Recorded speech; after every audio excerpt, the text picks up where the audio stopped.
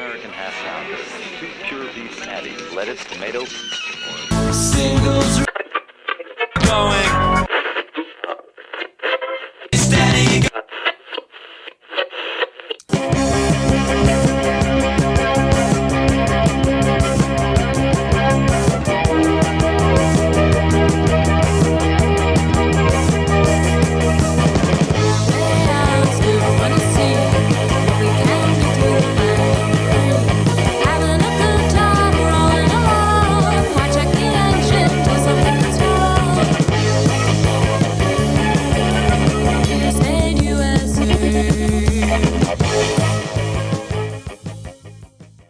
This is Singles Going Steady, the podcast dedicated to exploring great singles with a particular eye to the punk, new wave, and DIY eras of the last century.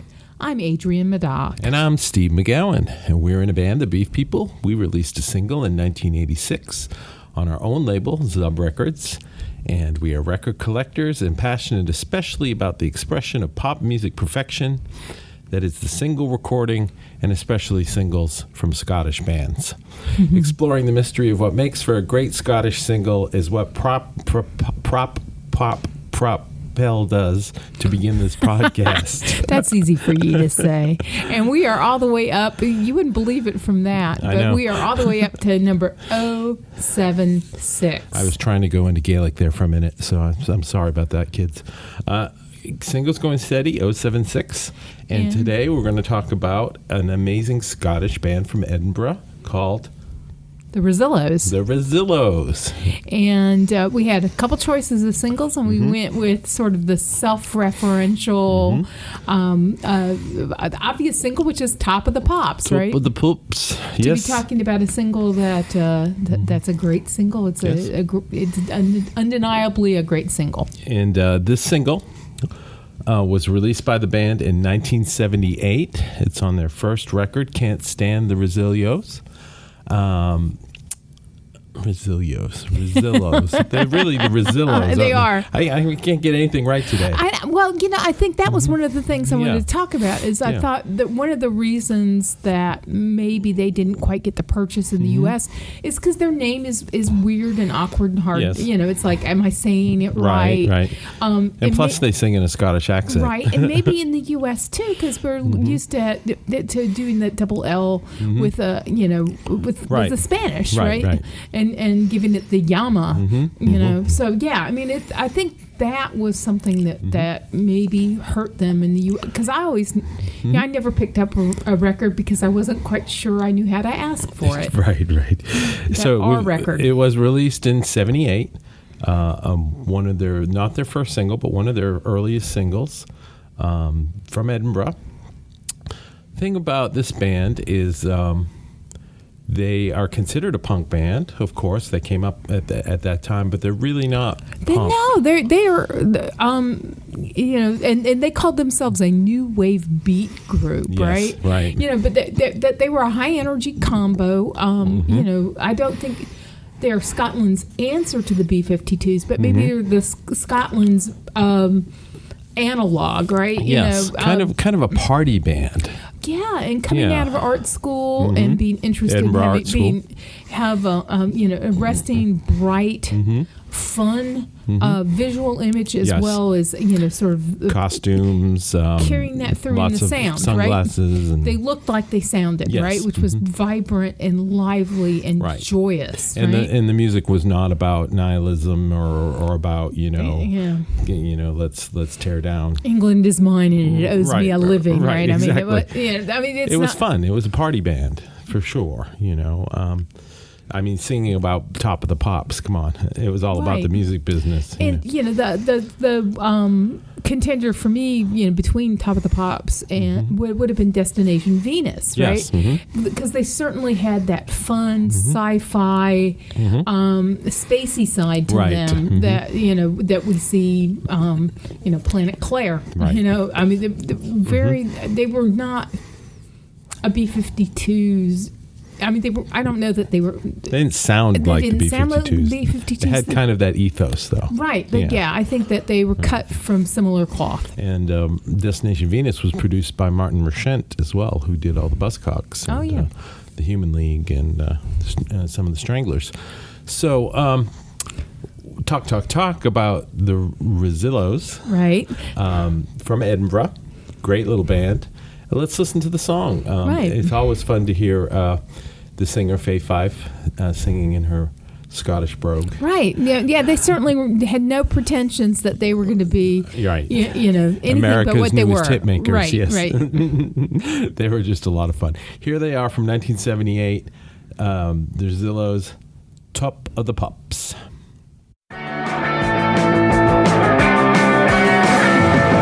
Hold tight, now we're on our own. Cue light, now it's ready to roll. Tonight, how I waited for, I've been waiting for years. Next one, oh I just can't wait. Hold on, do I look up to date? You're on, I'll do anything if it's the right thing to see. Does it matter what is shown? Just as long as everyone knows what to select, what to buy.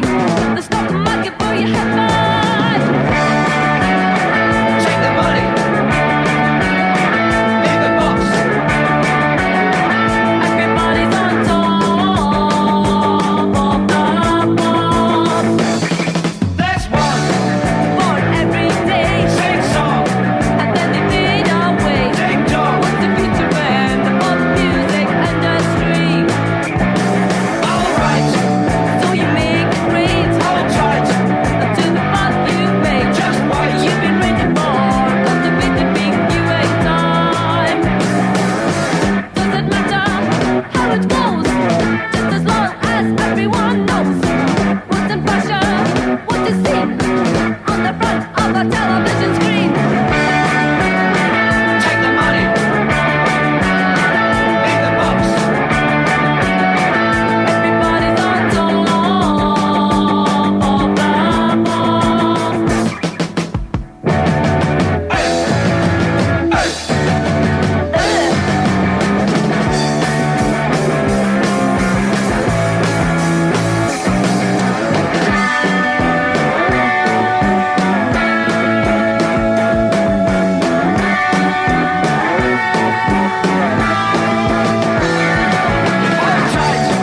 Now we're on our own. Cue light, now it's ready to roll. Tonight, how I waited for, I've been waiting for years. It's fun, oh I just can't wait. Hold on, until I look up to date. You're on, I'll do anything if it's the right thing to see. Does it matter what is shown? Just as long as everyone knows what to select, what to buy. The stock market for your headline.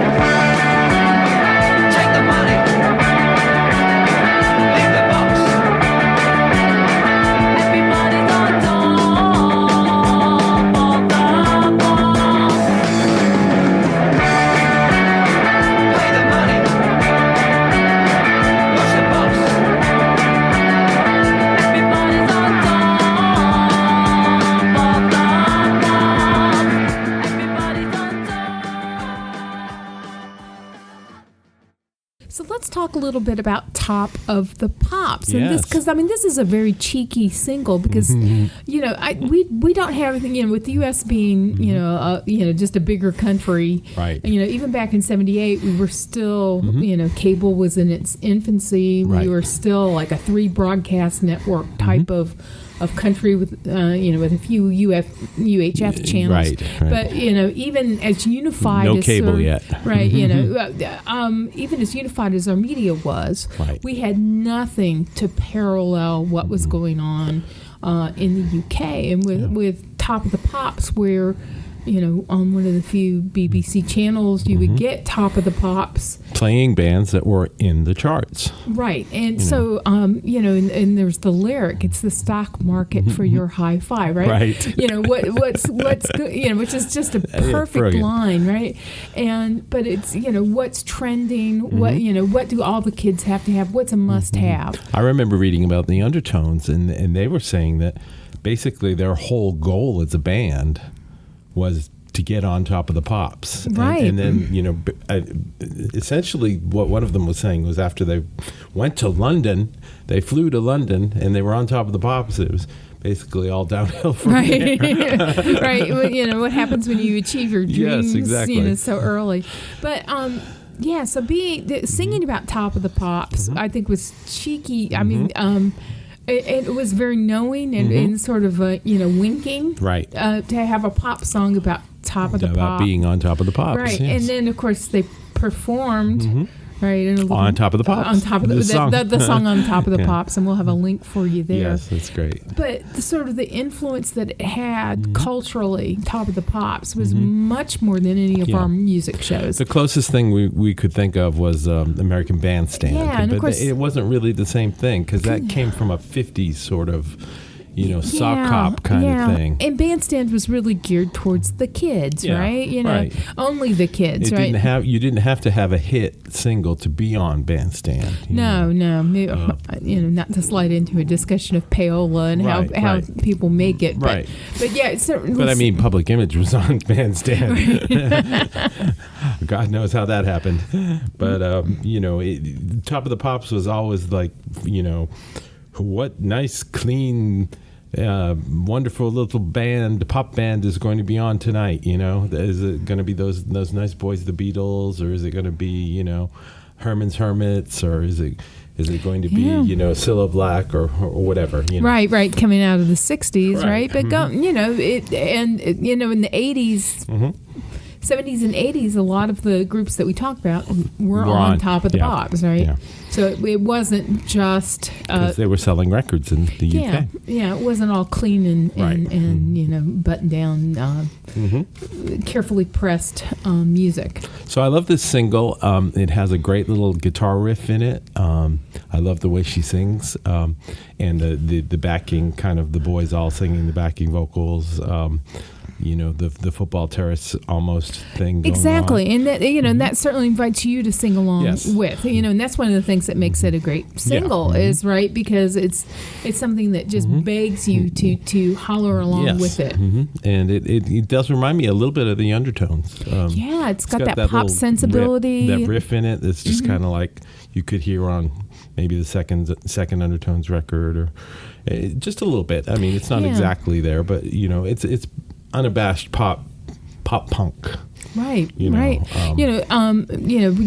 Buzzcocks. I mean, certainly I think that Rezillos can fit along with like Buzzcocks and Undertones, where you've got that. It's not the angry side of punk. Right. But that's pop sensibility. Yeah. There's a couple other things about the Rezillos. After they released their first record, which is I Can't Stand the Rezillos. Yeah, which is, humor. I mean, you've got that self-deprecation. Great record. And one of the main songwriters, Joe Callis, left the band. And he ended up in the Human League and co-wrote Don't You Want Me Baby. Right. so he good went along songwriting and bones. did well. And actually the band broke up like shortly after their first record came out. It was a few months later. They were jerked around a lot by Sire Records. Sire Records was waiting for different distribution, the typical big label story, and they lost their momentum and they all started fighting with each other. But then what happened?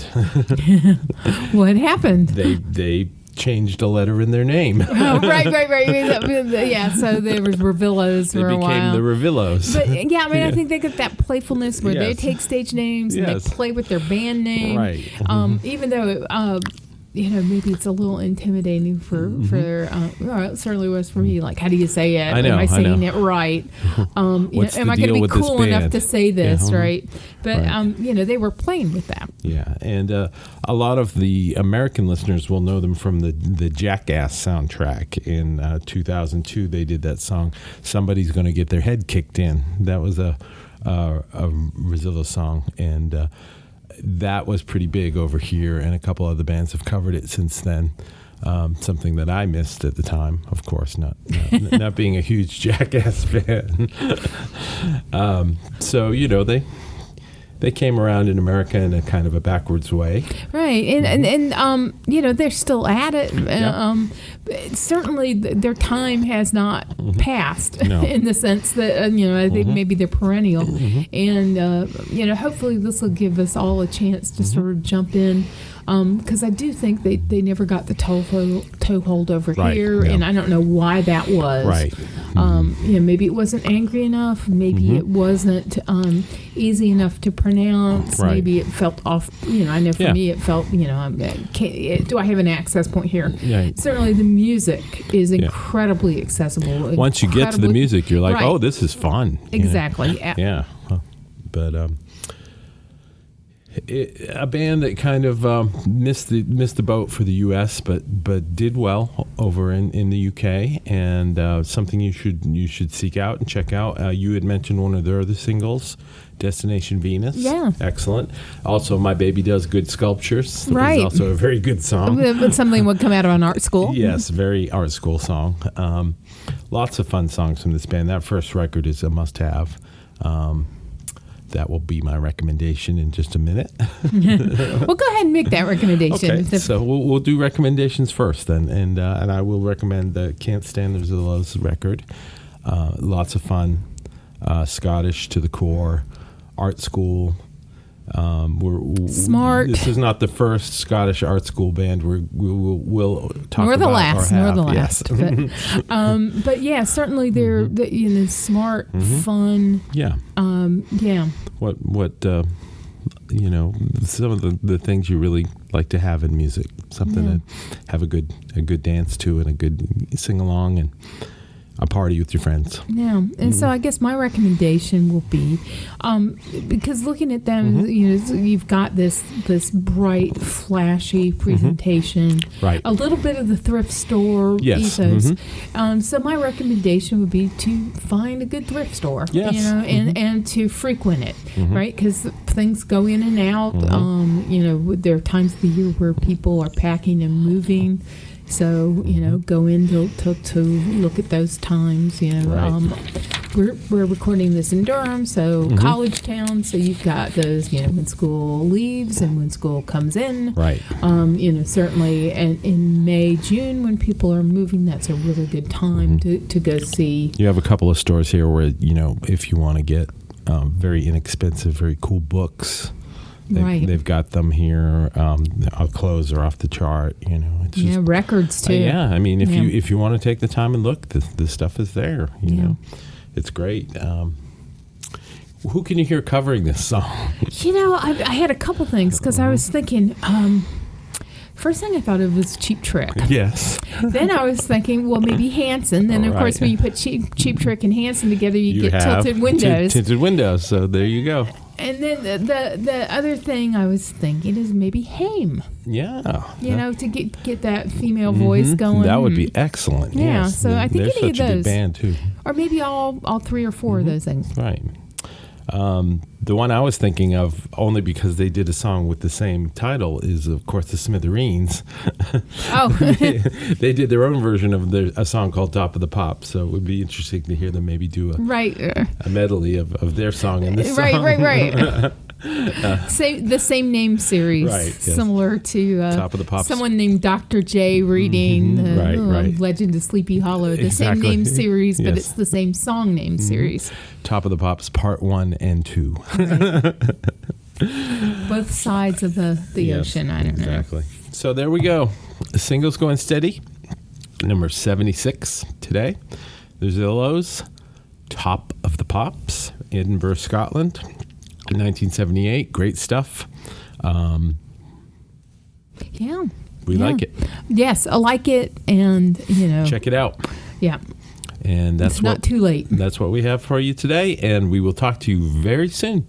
Very, very soon. Bye now. Bye. To learn more about the artists and recordings we just talked about, visit our website at zubrecords.com.